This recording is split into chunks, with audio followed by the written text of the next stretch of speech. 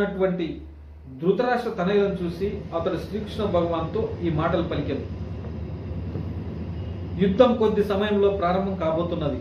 యుద్ధ రంగంలో శ్రీకృష్ణ భగవానుని ప్రత్యక్షోపదేశాలచే నిర్దేశితులైన పాండవుల ద్వారా ఏర్పాటు చేయబడినటువంటి అనూహ్యమైన సేనా వ్యూహముచే ధృతరాష్ట్ర తనయులు దాదాపు పూర్తిగా నిరుత్సాహపడ్డారని పై వాక్యం ద్వారా అర్థమవుతుంది. శ్రీకృష్ణుడు కొన్ని ఇన్స్ట్రక్షన్స్ ఇచ్చారు వీళ్ళ పాండవులకి. ఇక్కడ ఈ రకంగా నిలబడండి, ఆ రకంగా నిలబడండి, అక్కడ యుద్ధం చేయండి అంటే చెప్తా ఉంటారు కదా, యుద్ధ నీతి, యుద్ధ చిత్రత, సేనని ఏ విధంగా నిల్చోబెట్టి యుద్ధం చేయించాలో శ్రీకృష్ణుడు అన్ని సెట్ చేసి పెట్టాడు. అదే ఇక్కడ చెప్తున్నాడు. ఇక హనుమత్ చిహ్నమైన అర్జునుని ధ్వజం విజయానికి మరొక సూచనగా అయింది. ఎందుకంటే రావణుల యుద్ధంలో హనుమంతుడు శ్రీరామునికి సహాయం చేశాడు. అప్పుడు శ్రీరామునికే విజయం లభించింది. ఇప్పుడు శ్రీరాముడు హనుమంతుడు ఇద్దరు అర్జునుడికి సహాయంగా అతని రథంలో ఉన్నారు. శ్రీకృష్ణ భగవానుడు స్వయంగా శ్రీరాముడే. అంతేకాకుండా శ్రీరాముడు ఎక్కడ ఉంటే అతని నిత్య సేవకుడైన హనుమంతుడు, అతని నిత్య దేవేరి అయిన సీతాదేవి, లక్ష్మీదేవి అక్కడే ఉంటారు. కనుక అర్జునునికి ఎటువంటి శత్రు భయం లేనేలేదు. అన్నిటికి మించి హృషికేశుడైన శ్రీకృష్ణుడు అతనికి మార్గదర్శనం చేయడానికి స్వయంగా ఉన్నాడు. ఈ విధంగా యుద్ధ నిర్వహణ విషయంలో సంపూర్ణ సహకారం అర్జునునికి లభ్యమైంది.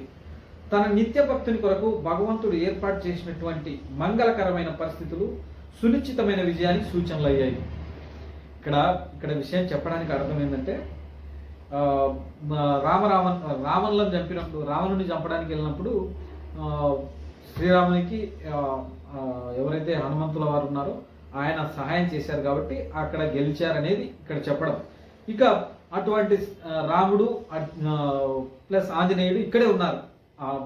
ఎవరైతే శ్రీకృష్ణుడు ఉన్నారో ఆయన శ్రీరామచంద్రమూర్తి ఎక్కడ ఉంటే అక్కడ హనుమంతుల వారు ఉంటారు. ఎక్కడ శ్రీరామచంద్రమూర్తి ఉంటే అక్కడ సీతాదేవి ఉంటారు.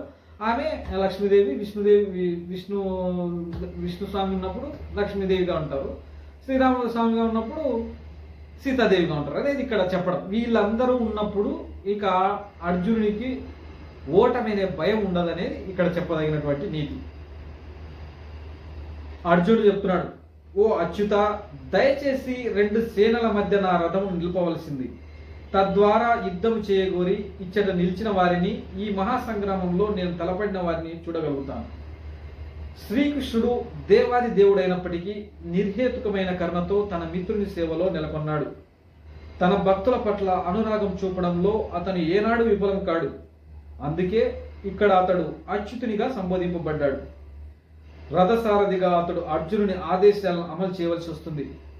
ఆ విధంగా చేయడానికి అతడు సంకోచింపని కారణంగానే అచ్యుతునిగా సంబోధింపబడ్డాడు. తన భక్తుని రథసారథి స్థానాన్ని స్వీకరించిన అతని దివ్యస్థితికి ఎన్నడూ భంగం రాదు. అన్ని పరిస్థితుల్లో అతడు దేవదేవుడే, సర్వేంద్రియాధిపతి అయిన హృషికేశుడే. భగవంతుడు సేవకుని మధ్య సంబంధం అతి మధురమైంది.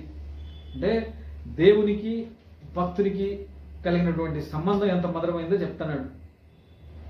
సేవకుడు సర్వదా భగవంతునికి సేవ చేయడానికి సన్నిధుడై ఉంటాడు. అదేవిధంగా భగవంతుడు కూడా భక్తునికి ఏదో కొంత సేవ చేసే అవకాశాన్ని ఎల్లప్పుడూ కోరుకుంటాడు. అయ్యా, మనమే కాదు దేవునికి సేవ చేయాలని దేవుడు కూడా ఇప్పుడు మనం పూజ చేసేటప్పుడు దేవునికి సేవ చేయాలా, దేవుని రథం మొయ్యాలా, దేవుని పల్లకి మొయ్యాలా అనుకుంటాం కదా. అదే విధంగా దేవుడు కూడా ఎంతో కొంత వీడికి చేయాలా, వీడు నన్ను ఈ విధంగా అంటే ఆయన మనసులో ఉంటుంది ఇక్కడ చెప్పడం. తన ఆదేశాలను ఇచ్చేవాని కావడం కంటే తన విశుద్ధ భక్తుడు తననే ఆజ్ఞాపించే స్థానాన్ని స్వీకరిస్తే ఆ దేవదేవుడు ఎక్కువ ఆనందిస్తాడు. అతడు ప్రభువు గనక ప్రతి ఒక్కరు అతని ఆజ్ఞకు లోబడి ఉంటారు. ఎవరు అతన్ని ఆజ్ఞాపించి ఉన్నత స్థితిలో ఉండరు. కానీ విశుద్ధ భక్తుడు తనను ఆదేశించినట్లు కనిపించినప్పుడు తాను అన్ని పరిస్థితుల్లో అచ్యుతుడైన ప్రభువే అయినప్పటికీ ఆ దేవదేవుడు దివ్యానందాన్ని అనుభవిస్తున్నాడు. అంటే దేవుడు మనం భక్తులకు ఏదైనా చేయమని భక్తులు అడుగుతుంటారు. భక్తునికి చేయాలని ఆశ ఉంటుంది. ఆ భక్తునికి చేసేటువంటి సందర్భంలో ఆ దేవుడు పొందే ఫీలింగ్ చెప్తానండి. ఇక్కడ మనం దేవునికి సేవ చేసి ఏదో చేసి మనం మనస్ఫూర్తిగా మా దేవునికి బాగా చూసాం, దేవునికి మోసం అనుకుంటాం కదా. ఆయన కూడా అట్లా ఫీల్ అవుతాడు. ఆయన కూడా అట్లా నన్ను ఆదేశించాలి అని అనుకుంటాడంట. ఆయన దేవుడు అయినప్పటికీ ఆయన రథసారథి పని చేస్తున్నాడు కాబట్టి ఆయన ఆదేశించాలి, ఈయన వింటున్నాడు. అంటే ఆదేశించే స్థానంలో కూడా ఈయన సంతోషాన్ని అనుభవిస్తున్నాడు. అది ఇక్కడ చెప్తున్నాడు. భగవంతుని విశుద్ధ భక్తునిగా అర్జునుడు జ్ఞాతులతో సోదరులతో యుద్ధం చేయగోరలేదు. కానీ ఎటువంటి శాంతిమయ రాయబారాలకు ఏనాడు సమ్మతించిన దుర్యోధనుని మొండితనం కారణంగానే అతడు బలవంతంగా యుద్ధరంగానికి రావాల్సి వచ్చింది. అర్జునుడు కావాలని, ధర్మరాజు, పాండవులు వీళ్ళంతా కావాలని యుద్ధం చేయలే. కురుక్షేత్రాన్ని మేము చేస్తాం, మేము యుద్ధం చేసి మాకు రాజ్యం కావాలని అనుకోలేం. ఎందుకంటే వీళ్ళు ధర్మయుతంగానే ఆలోచించారు.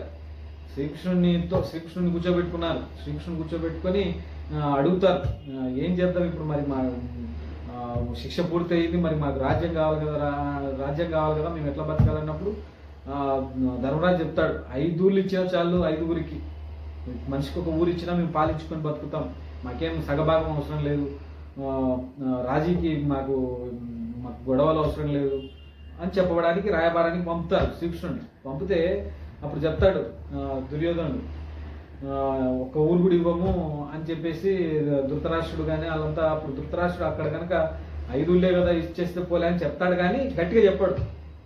ఊరికే చెప్తాడు, నాయన ఇదేదో ఆలోచించు అంటాడు. కానీ దుర్యోధనునికి కావునైనా వాళ్ళకి ఇవ్వాలా పద్ధతి, వాళ్ళ శిక్ష పూర్తయిన తర్వాత వాళ్ళ రాజ్యాన్ని వాళ్ళకి ఇవ్వాలా అనేది చెప్పాడు. కాబట్టే యుద్ధం చేయాల్సి వచ్చింది చెప్తున్నాడు ఇక్కడ. అందుకే యుద్ధ రంగంలో ఉన్నటువంటి ప్రముఖులను చూడడానికి అతను ఆతృత పడ్డాడు. యుద్ధ రంగంలో శాంతి యత్నం అనే ప్రశ్న లేనప్పటికీ వారిని అతడు తిరిగి చూడాలని అనుకున్నాడు. అవాంఛితమైన యుద్ధం వైపుకు వారెంతగా మొగ్గి ఉన్నారో అతను చూడగోరాడు. కాబట్టే యుద్ధంలో ఉన్నటువంటి వాళ్ళందరినీ చూడగోరాడు అనేది ఇక్కడ పాయింట్.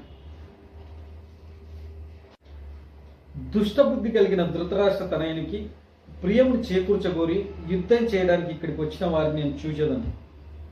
తన తండ్రి అయిన ధృతరాష్ట్రుని సహాయంతో దుష్ట ప్రణాళికల ద్వారా పాండవుల రాజ్యాన్ని దుర్యోధనుడు అన్యాయంగా ఆక్రమించుకోవాలని చూశాడనేది బహిరంగ రహస్యం. అంటే ధృతరాష్ట్రుని సహాయంతోనే దుర్యోధనుడు పాండవుల కాడి నుంచి రాజ్యాన్ని లాక్కోవాలనుకున్నది బహిరంగ రహస్యం, అందరికీ తెలిసిందే. ధృతరాష్ట్రుని సహాయం లేకపోతే దుర్యోధనుతో కొంత కాదు అనేది ఇక్కడ తెలపడం. దుర్యోధనుని పక్షంలో చేరిన వారందరూ అతని కోవకు చెందిన వారే అయి ఉంటారు. యుద్ధము ప్రారంభం కావడానికి ముందు అర్జునుడు వారిని రణరంగంలో చూడాలనుకున్నది వారెవరా అని తెలుసుకోవడానికే గాని వారితో శాంతి మంతనాలు చేసే ఉద్దేశంతో కాదు. ఇటువంటి అధర్మంగా యుద్ధం చేయడానికి పూనుకున్నటువంటి వాళ్ళు ఎవరెవరా చూడ్డానికే ఆపమన్నాడు. అటువంటి వాడికి సహాయం చేసే వాళ్ళు ఎవరెవరు, వాళ్ళతో ఏదో శాంతి మంతనాలు, వాళ్ళు ఏదో పులులు పుడింగులు వాళ్ళని వాళ్ళను రిక్వెస్ట్ చేసి దీనికోసం ఆపమనలా. ఎవరో చూద్దాం, ఈ ప్రపంచంలో అటువంటి వాళ్ళతో యుద్ధం చేయడానికి, ఇట్లా అధర్మంగా యుద్ధం చేయడానికి వచ్చిన వాళ్ళు ఎవరెవరో చూడ్డానికి మాత్రమే ఆయన అక్కడ రథాన్ని ఆపమన్నాడు శ్రీకృష్ణుడితో.